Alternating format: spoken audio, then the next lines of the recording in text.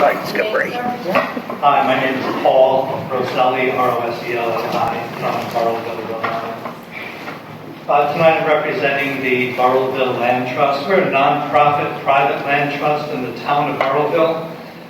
We're respectfully filing both some oral comments that I'll give tonight and some written comments as well.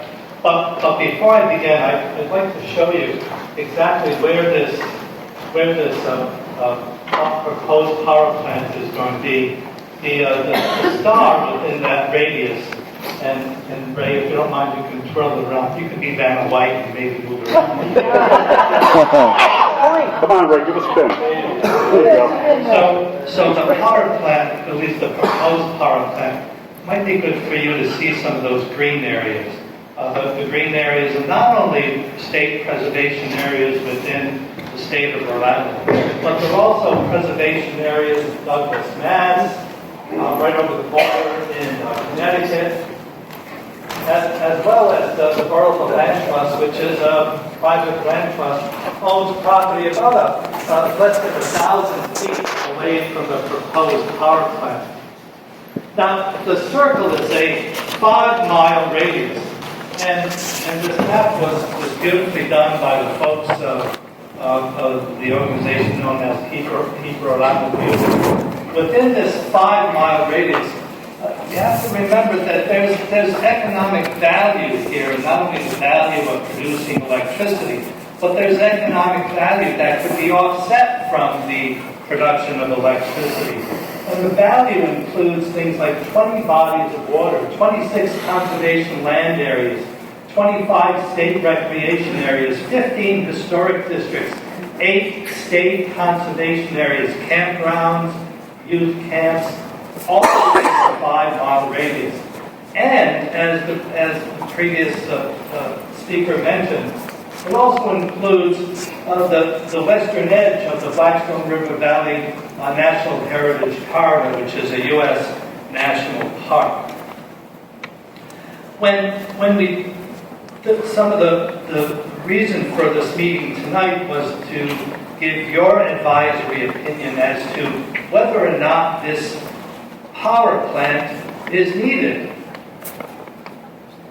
Well, there are some advisory opinions that are coming up, and some that are presented by some of the interveners that are within that are germane to the docket here. One of them, and I'm sure a representative from the Conservation Law Foundation is here tonight. The testimony of Robert Fagan, I'm sure you've seen that, I hope you have, submitted on June 14th, 2016, answered that question of necessity, and I'm quoting here and paraphrasing at the same time. There is no near to medium-term reliability need for the proposed plant. The proposed power plant is not needed for near-term New England or Rhode Island electric power sector reliability. Rhode Island and New England net loads exhibit declining trends, contrary to the applicant's assertion. This results directly indicates surplus capacity. But there's a reason there's surplus capacity. Rhode Island, even though we have some of the highest electric rates in the nation, we also have the most efficiency within the nation. Our efficiency rates are through the roof. We know how to save electricity. We have programs that are already in place, saving about, I take that back, as well as solar, wind, and savings.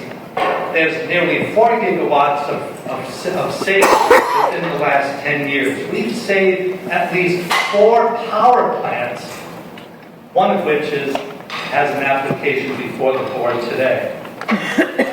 This project, and if we look at this 5-mile radius, that's only the impact within these water bodies and state conservation areas.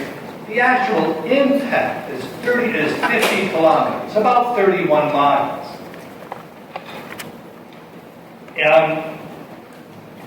This power plant will make it impossible for Rhode Island to meet the carbon reduction targets of the Resilient Rhode Island Act. While the Resilient Rhode Island Act has no enforcement power, no regulatory teeth, the act signed into law by then Governor Chafee on August 1st, 2014 is public law and public policy. The PUC must recognize that this law is in effect. The application of the Resilient Rhode Island Act is required both by statute and the Rhode Island and United States constitutions in their respective due process clauses. Also, we've got to remember that given the long life of generating plants and the $700 million cost for the project, Rhode Island will be locked into a fossil fuel future for nearly 40 years at a time when the world is rapidly shifting away from fossil fuels.